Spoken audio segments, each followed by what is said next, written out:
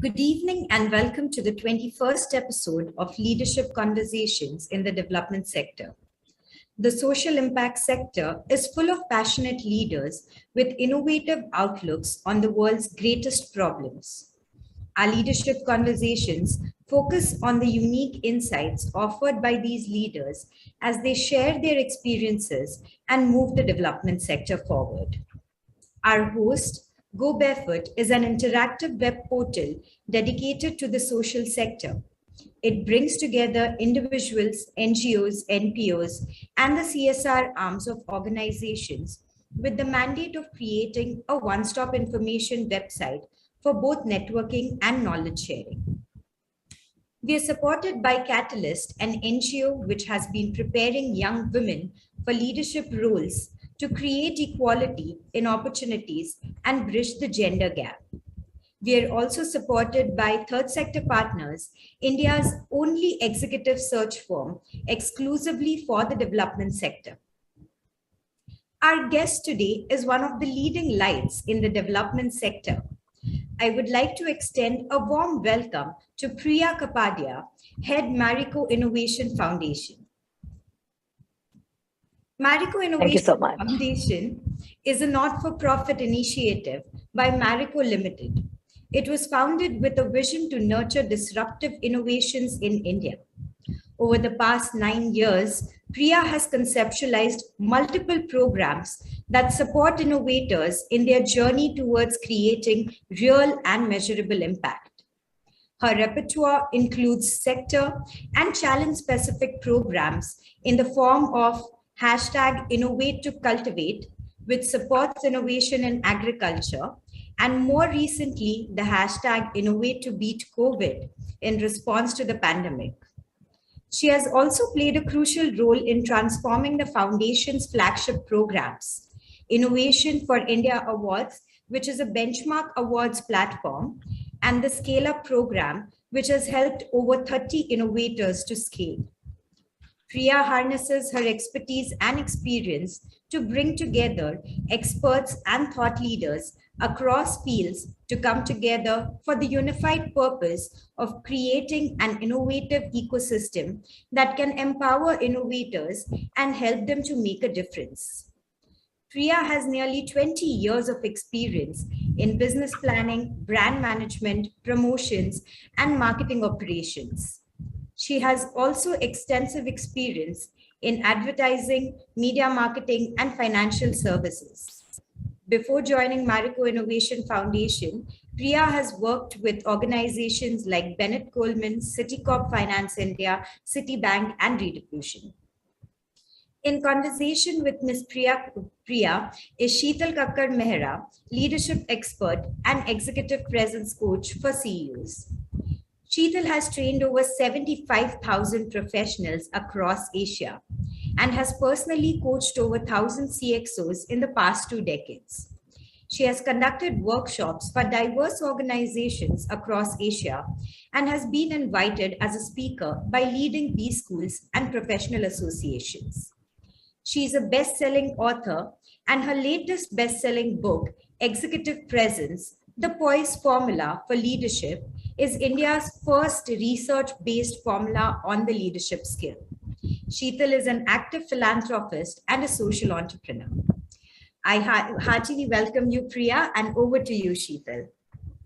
Thank you, Anjali. Thank you, and welcome to the session, Priya. We look forward to hearing your views. Super delighted to be here, Shital. Super delighted. Thank you. So I'm going to start with my first question. You've had a very interesting journey. You worked for several years in the corporate world, in financial services and advertising, and then you moved to the innovation and social impact sector. So please share with our listeners your personal journey in this sector, and of course, how you reached this position of leadership. Also at this stage, what are your aspirations as a leader? So a very composite question. I think it'll take an entire hour. So Shital, my personal DNA, my DNA is that I'm a learner. I like to do different things. I like to try different things. I like to build, operate, transfer. I'm always in the quest for learning. So if you look at my career, I've never stayed in a sector, in an industry for more than 4 years. So I was in advertising for 4 years, banking for 4 years, media for 4 years. And then at that point in time, after about 12, 13 years of experience, I had the sense of, figuring out what next. And, I was really bored of marketing, and I was trying to understand, how do I accentuate my learning journey? And it was all about me at that point in time. And this opportunity arose, and there was this role available. And at that point in time, when I joined about almost 9 years ago, Shital, there was not much about MIF. MIF was doing something, but really was not in place in the way it is today, thanks to the teams that have worked so hard to ensure we are where we are. I said to myself, hey, look, I'm trying something new. If I don't like something, if I don't like what I'm going in for, I'll leave in 6 months and go back to, I had 2 other roles in my hand. And I said, I'll go back there and figure out, it's not a big deal. I'll figure out my life. And I gave myself 6 months in this role. And that was almost 9 years ago. So that is my journey of reaching here. It wasn't happenstance, but it was part of my dilemma of not being able to enjoy a role for more than 3-4 years, or an industry for 3-4 years. Now I came in here and I realized that this is a completely different world, Shital. All that I had learned in the first 12 years and what I've learned in the next 9 years are 2 different worlds altogether. Innovation is something which is the DNA of Marico, the DNA of MIF. I'd never heard this word in the first 12 years of my life. It was all about business. It was all about creativity, sure, but not about innovation. And so my journey when I began over here in this organization, it was actually a lot about learning again before I could give back to organizations and give back to people. So I think my next 4 years, 5 years that I was in this organization, I actually learned much more than we gave back as an organization. And then this role actually enables you to meet so many new people, whether it's entrepreneurs, whether it is social change makers, whether it is, Mr. Mariwala's peers. Even working with Mr. Mariwala, you're forced to unlock whatever, has been locked in your mind or has been typecast as, I know it. Everything suddenly goes from I know it to, I'm not sure whether I know it anymore. And that unlocks a completely new journey for you as a leader, as a professional, and as a leader. And I think that's what my journey has been over the last 9 years with MIF. It's been a lot of unlearning and relearning, because with innovation, you cannot stick to a stance. Everything can change today. Everything can change tomorrow.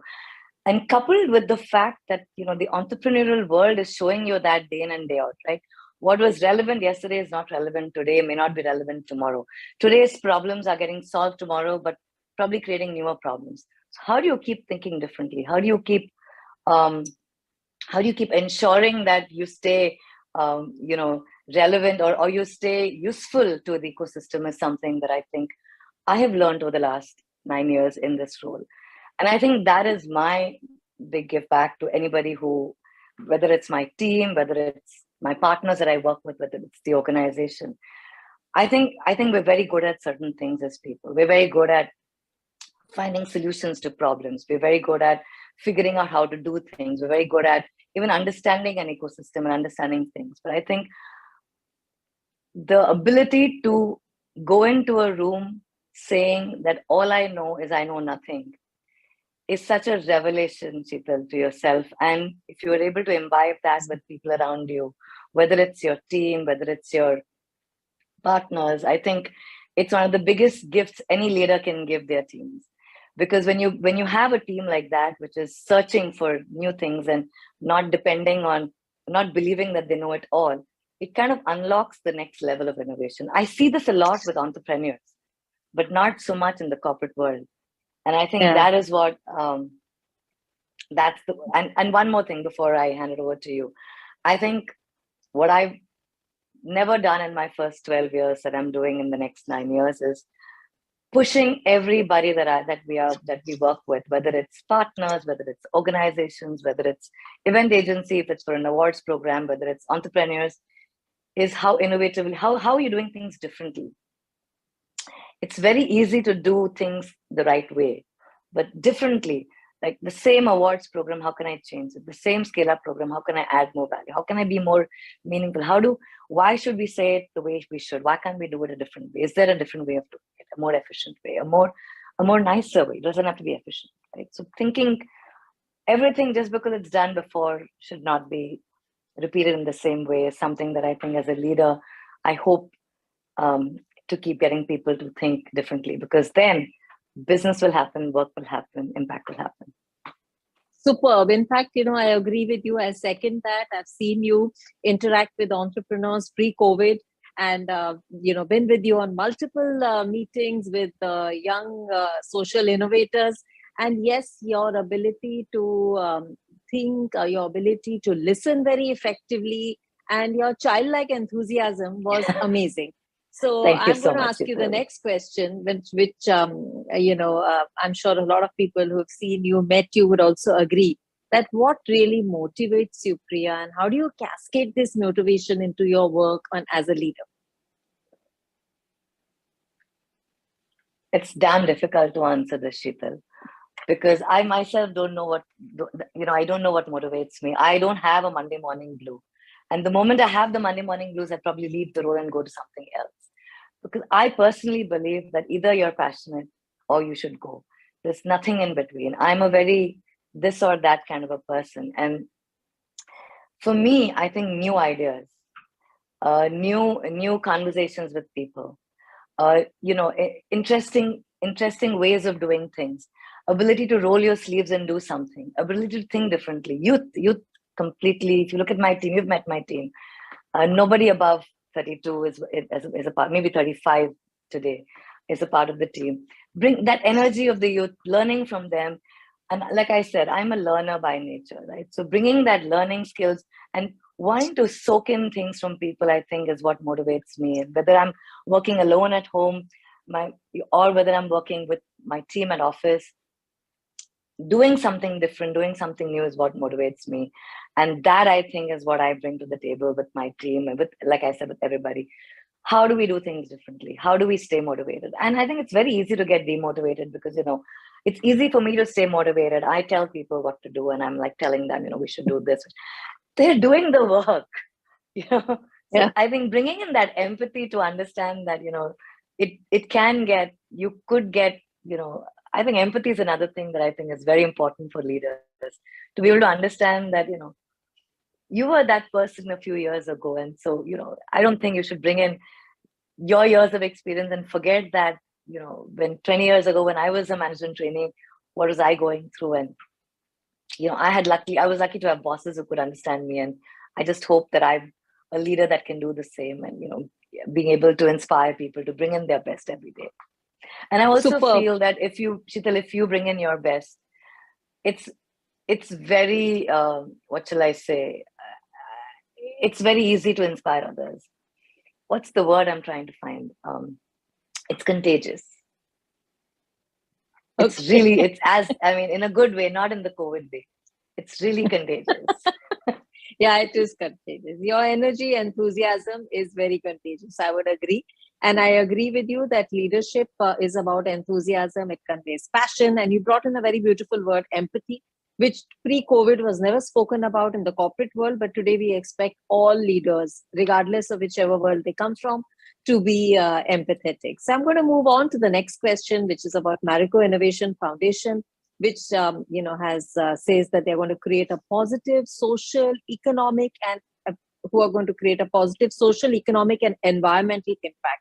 MIF, of course, aims to inspire, involve, and impact the entrepreneurial landscape of the country, which is a very big agenda. And yes, they've stuck to it and delivered on that. Your work, of course, involves meeting entrepreneurs who lead startups which focus on innovation.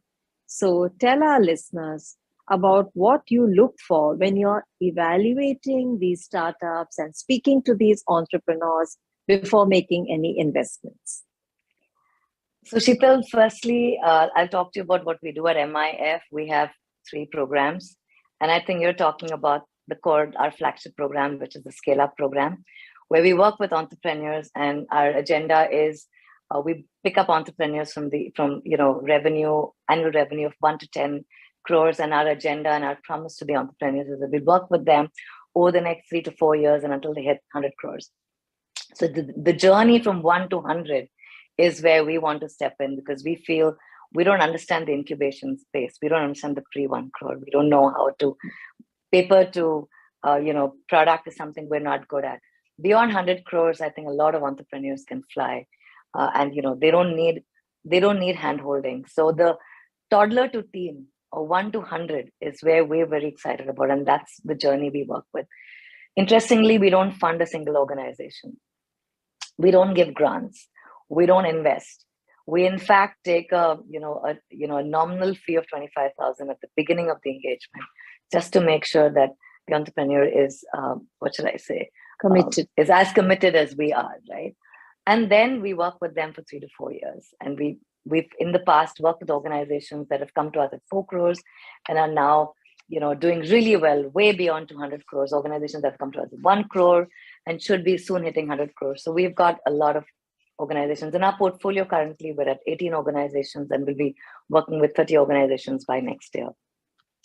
So if our ambition, and our model is deep-rooted mentoring. We work very closely with entrepreneurs and solve challenges that are being faced by the organization in a very systemic manner at the functional level. And at the strategic level, we help with strategic visioning, because we feel that a combination of a strategic direction combined with functional efficiency is what takes the organization, plods it ahead in its growth path. And that's what we want to focus on. So we roll our sleeves and we work closely with them. Now, hear what I'm saying. I'm saying we are promising you 1 to 100. We're promising, we're hoping to work with you until you hit 100 crores. So we're promising 3 to 4 years. We're saying we don't want money from you, barring 25,000. We're saying we're not going to take stakes from you. So the first thing that we expect from our entrepreneurs is full-fledged commitment from them. We work with the founding team and their next level team to ensure that they stay committed to our journey, and they're as committed as we are. Initially, we had organizations that we were so passionate about, but they were not so passionate. So I think we come up the learning curve, and we now have a great set of organizations with us who understand our energy and give the energy back with their commitment. The second thing that we look for in entrepreneurs or the innovation or the startup is that the innovation is new to the country, if not new to the world, and can add significant, is trying to solve one of the country's problems that we're facing. So whether it's plastic, whether it's med tech, whether it is clean tech, whether it is ag tech, whether it is COVID, whatever we do, right? We want to find organizations that are adding value to the country. And we want to work with those organizations. So it has to be new to the country, innovation. It has to be completely disruptive. It should have a competitive moat. It should have a market. It should be addressing a market. And it should be solving for some social problem that the country is facing, which basically is everything that a VC would look for in a startup, but bringing in the social angle. So maybe everything that a social impact investor would look for, but adding the deep-rooted mentorship and adding the value that we will bring onto the table, because we have mentors from within Marico, external mentors, rock star strategic mentors working with organizations. So that's pretty much what we would look for in any organization. We usually work with startups because I think it's very easy for me to define the 1 to 100 journey for a startup. It's very difficult for me to define that equivalent in a social enterprise, in an NGO. So we're figuring that out. Once we have the math for that, we would love to also work with NGOs. But at this point in time, we're largely working with startups because it's easy. The delta is easier to find. Superb. You've already introduced the word for my next question, which is mentoring. So MIF provides mentorship to budding entrepreneurs. What are the 3 or 4 key areas that you focus on to help these entrepreneurs? There are plenty of budding entrepreneurs in our audience as well, who can benefit from some of the tips and that techniques that MIF uses to help. I think it's a great question, and I have this huge problem with the word mentorship. I'll be honest with you. We use it. We call ourselves the Scale Up program is a mentorship program. I have a huge problem with this word mentorship because I think it's now being very loosely used by people. Just because I tell you to do something, it doesn't mean I'm mentoring. It means I'm telling you or I'm advising you. There's a huge distinction between advising and mentoring. And I think the first thing that startups should understand is the distinction between the two. A mentor is somebody who will not just tell you what to do, but how to do it, and how to see the end, how to assess the impact of the change in the business that you're doing, and how in future, if you face such a problem, how will you solve it without the mentor's problem, without the mentor's intervention? Is the mentor's journey with the organization. For example, if an organization comes to MIF and says, I do not know how to set up a manufacturing facility. So an advisor will say, you should find a place and you should make sure that your manufacturing facility is ISO certified, and you should make sure that it is top of the line. But the entrepreneur doesn't know what all this means, because he doesn't know how to make it ISO certified, how to make it top of the line. So if a mentor actually comes in and tells you, okay, let's identify the bare field. From the bare field, what is the best practice that manufacturing should have? Your truck should go in a particular way. There should not be too much of going up, coming in and out. There's a particular route map that the truck should have. What should your manufacturing line be like? How should it be processed in such a way? Where should your inventory be placed, and how close should be placed to the specific line that you're getting into? Where should your emergency exits be? Where should your fire exits be? What should your ventilation be? How should you fix the line? How should your input and output look like? If the mentor tells you all that and works with you as you set up the manufacturing setup, and then tells you how to go about getting yourself ISO certified, tells you goes about how to get yourself, the other principles of manufacturing. And then the next time you have such a problem, you want to expand your manufacturing setup, you want to build another setup in another part of the country, you know pretty much what you should do. You don't need to come back to an MIF or to any mentor for that. And I think that's what MIF does. When we go into a problem, we try not just telling you what to do, but also how to go about doing it, how to assess that you're in the right direction, close the challenge, make sure that that it's done and dusted, and you see the impact, because you know that before, if it's a quality problem, you had X percentage, products which are getting spoiled. If you can bring that down to 0.0003%, you know that you've done the impact. So there's a before and after in everything. That every mentorship should do that. And that's what we do. Our focus is purely on, you came into us with this knowledge, can we help you with that knowledge? It could be deep-rooted mentorship, which goes on for 9 months. It could also be smaller mentorships. Like I was looking at my portfolio and we realized a lot of my entrepreneurs did not know how to do budgeting. Yeah. And so what they were budgeting and it's simple. And all you have to do is, and we're Marico. At Marico, budgeting is our DNA. And I get what they're saying. It's the second year of operations or the first year of operations. You don't know what your baseline should look like. How do you go about? We do that with NPDs at Marico, right? So having a workshop, bringing in 10 entrepreneurs with the same problem, telling them exactly what to do, how to do it, and then working with individual entrepreneurs on their budgeting is what another form of mentorship that we do at MIF. And I think if to summarize, I think a mentor's job is to be the partner of the startup and not just an advisory. There are advisors. Then you be very clear an advisor and not a mentor. But if you're a mentor, you have to roll your sleeves and make sure that the problem you're trying to solve is solved. Wonderful. In fact, that's so amazing, because that means you customize it, you understand it completely, you figure out, you give the inputs, you identify people who can help. So it's a very, very intense process. And very intense, so very scientific. Very scientific. And I'd also like to add that since you said that a lot of startups and a lot of budding entrepreneurs watching us, I think that's a very important thing, to have somebody to figure out your functional efficiency. But I also think it's important to get the right strategic mentor. A strong strategic mentor that's not telling you to go someplace because they're invested in you, but telling you to invested in your business, but telling you to go someplace because they believe in your idea and they're invested in your business and in your idea from a emotional point of view is very valuable. So a lot of our mentors that we have don't fund any of these organizations. They're just strategic mentors, guiding the entrepreneur in their journey. Don't A lot of entrepreneurs want to do everything. So don't do everything. Do three things. Do what is core to your business. Basic principles of business, but reinforcing that time and again is also very, very important. So interesting you say that. And, I would request our audience to kindly put in the chat box any questions that they would like to ask Priya, and our team will read it out to you. My final question to you, Priya, is that mistakes, failures, learnings are a part of an entrepreneur's journey. Is it okay to make a mistake? How do we bounce back? And what about the conducive environment? Does it exist or not in case you fail in this sector? So your views on that. So Shital, when we were younger, I think there was no room for error. There was no room for failure.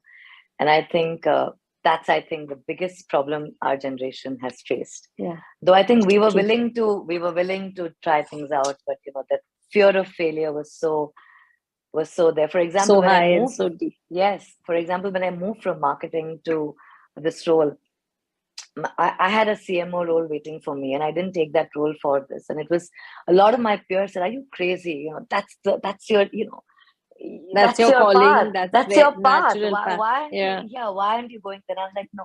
So very few of us had that chance to try different things out and try. Yeah.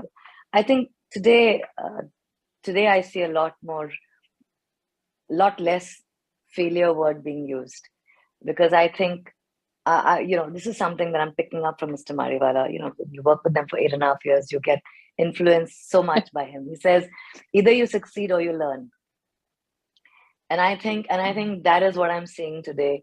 I see that with the team. I see that with the youth. I see that with entrepreneurs. I see that. Look at the news today. You don't see failures. You see, trying again. You see, they've stopped. It's not working out, and they'll come back again. And you find a lot of optimism with entrepreneurs saying that we'll come back again. It's okay. It's not a big deal. I think that is fantastic. So I think there is definitely room for learning, and there's no such thing as failure. I think mistakes. There's a huge difference between mistakes and failure. I think mistakes we should be very cognizant of not making mistakes, and learn from our mistakes and make sure we don't repeat that. But I don't think there's something called failure, and I'm really happy to see that. I'm seeing more and more of that mindset of learning, and it's okay. We've done it. It hasn't happened. Let's try something else, which was earlier a very the fear of failure. What will people say? I don't see that. Guilt, all of that. There were so many emotions attached to that. But I think that's wonderful that as a country, as a society, we are moving away from that. At least that's what I'm seeing. I don't know. Maybe everybody will have their own vision, but my vision, keeping the entrepreneurs that I'm working with, and we try something. They say it hasn't happened yet. It's okay. And my team will be like, "Oh dear, it hasn't happened. Yeah, that's fine. We'll figure it out." I love that. I think optimism is a very important thing. Is a very important facet that I'm seeing today with entrepreneurs. That's so interesting. That optimism is also very creative, because it is an essential part of innovation and creativity as well. Correct. If you live with fear of failure, there's no way that you can see any kind of innovation or any kind of creativity. Okay, so one final question to you. Your one piece of advice to the rising stars in this sector, or to the entrepreneurs in the who are a part of our audience. Your one piece of advice to them, Priya.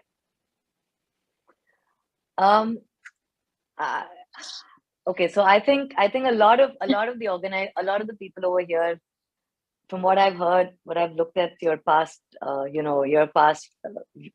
sessions, I think a lot of them are coming from the social sector. Yeah.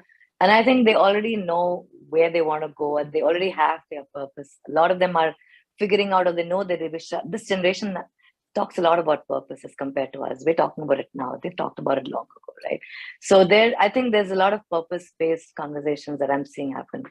And I think it's fantastic. And I think you should stay purposeful and ensure you go in your purpose. But in case you need to pivot because your purpose has changed, or you have to try something different because you're seeing there's a change in the whole thing, I think you should move in the direction that takes, and not just get stuck because you've decided that this is your purpose, or decided that this is your direction. Be malleable, because because change is the only constant.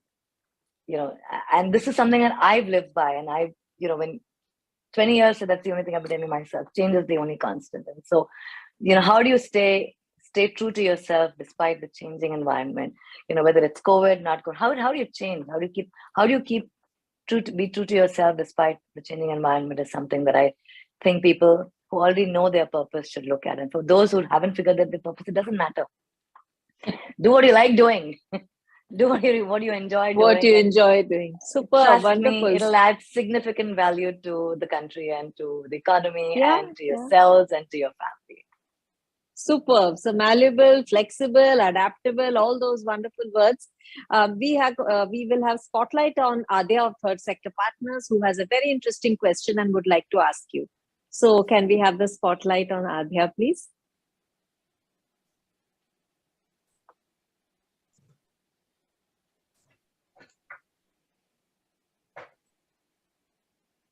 Could we have the spotlight on Adya, please? Yeah, hi, Adya. Hi, hi, Priya. Thank you so much for all the thoughts that you've put. There are a lot of thoughts to think about more on. I was just wondering that we've spoken about the scale-up approach, right, with Marico Innovation Foundation. Something a little different on those aspects. Want to get into sectoral programs that you would just recently sort of gotten into during COVID and before that in 2018. Which are the new segments that you feel soon would need attention, as part of the social sector or any other sector, just aspects of the society?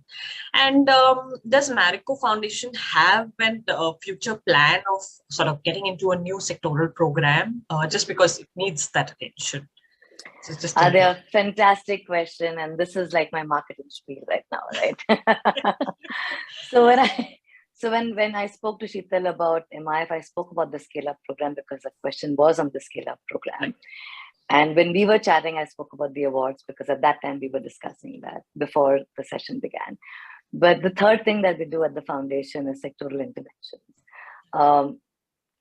And our philosophy on sectoral interventions is that there are sunrise sectors where innovation is beginning to happen, or you could see little buds of innovation happening, but the ecosystem is not in place. The funding is not in place. The government is still not very sure of what needs to be done.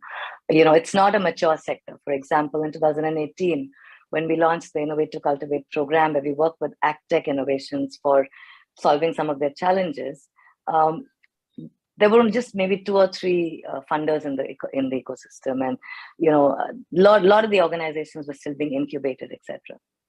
Very few had proof of concept, and we were supporting them in that journey with Bilgo and a few other organizations. And recently, I saw an article a few weeks ago which said that perhaps the next set of unicorns will come from the AgTech sector, which means that from 2018 to 2022 is a 4 to 5 year journey where a sunrise sector probably starts getting mature and starts getting all the support that it gets, right? And that is our agenda. Our agenda is to find these sunrise sectors and work with the sector for about a couple of years before we go ahead and give this. Now, we don't work with we work with Agri as part of our scale up, but we're not putting our energies to create a program to support that sector. The same thing with it in 2020, when everything was dried up and people were going crazy, but there was no funding, etc. We decided to come in with the COVID challenge, right? And we found ventilators that were required. So currently this year, we're looking at plastics because that's a huge problem. Again, no more than about 80 to 100 entrepreneurs that are trying to do something. Some of them, I'm sure, will fail because they're probably not doing the right thing. And so it's our job as the foundation's agenda is to nurture and play a catalytic role. So how do you play that catalytic role? We don't do anything ourselves. Right. We try and get things done with people, right? Either we collaborate. So we're coming out with a plastic report, followed by the next 18 months of working with the entrepreneurs to see how we could support them by getting them to work with corporates or with the government or with the investing world.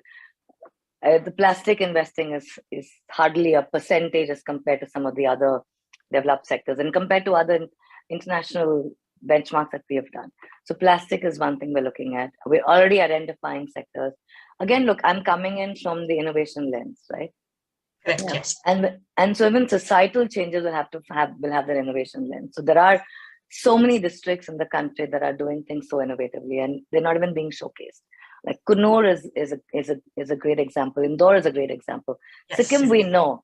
Sikkim, everybody knows. But there are, Pune, probably a lot of people know. But there are smaller districts in the country that are doing great work in innovation. How do we showcase them? So that the report will cover a lot of these best practices. And then we'll see how we could disseminate that and work with the innovation in that sector. Air pollution is another place. Ocean management, ocean recovery is a third place that I think that we will find some innovations coming in. I think environment is going to be a very important thing. Of course, there will still be great innovations coming in from agri, from medical, from education. That will continue. Correct. But I think the new sectors, the exciting sectors where, the VC world is still not looking at it, is what I'm talking about. And I promise it'll be very exciting. The next 5-6 years is going to be really exciting in it and energizing. Great. Sounds from an innovation lens. I mean, there's a lot of hard work. They're doing the hard work. I'm sitting and having this bird's eye view saying, "Arey wah, badhiya hai." No, great. That's a very good thought. Thank you. Thank you. Yeah, thank you, Priya. Thank you, Adria. We have one more very interesting question from Anjali Hari of the Catalyst team. So yes, could we please have the spotlight on Anjali?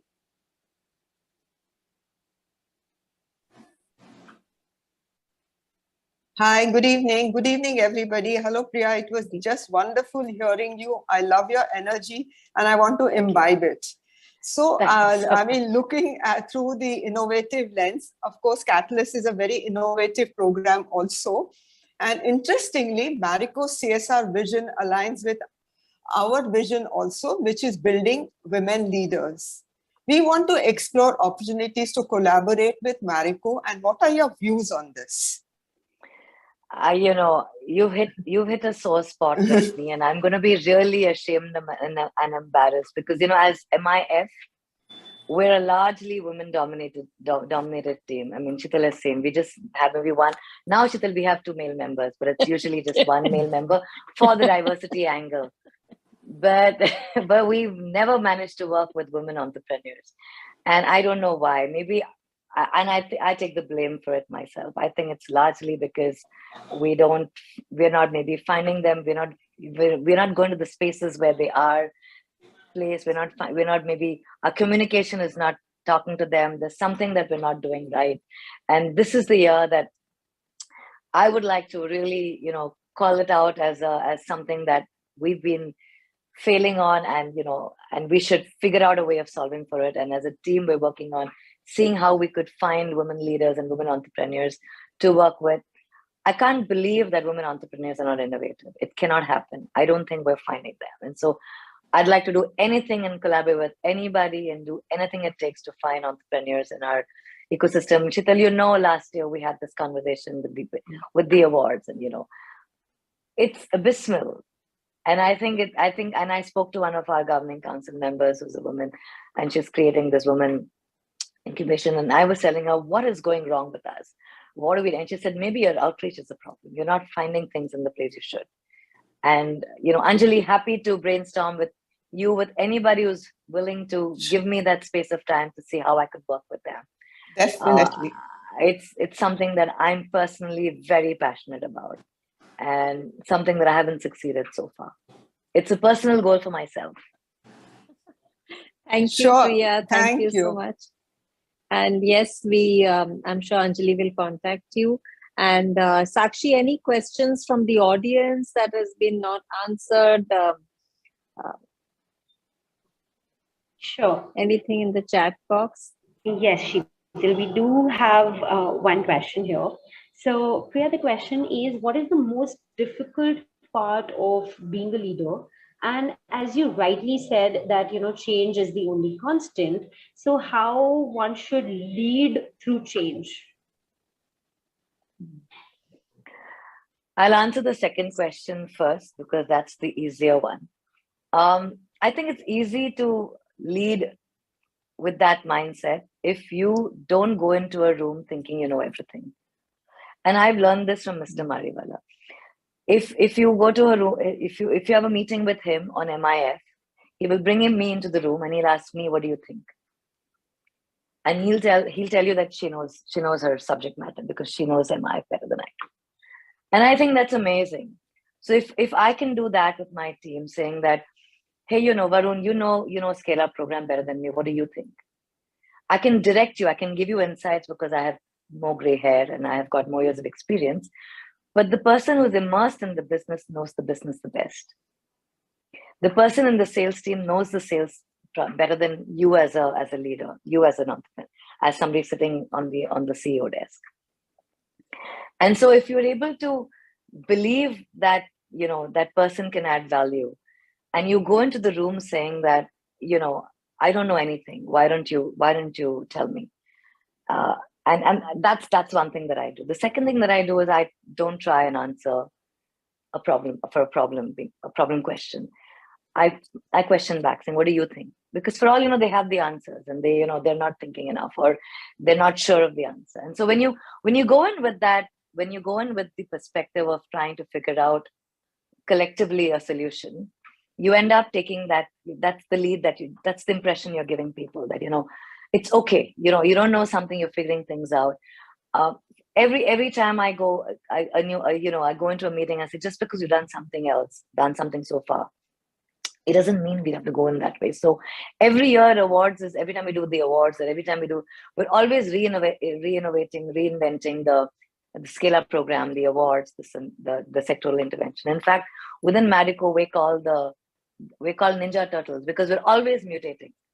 We're always, becoming different. We're changing. We're revamping.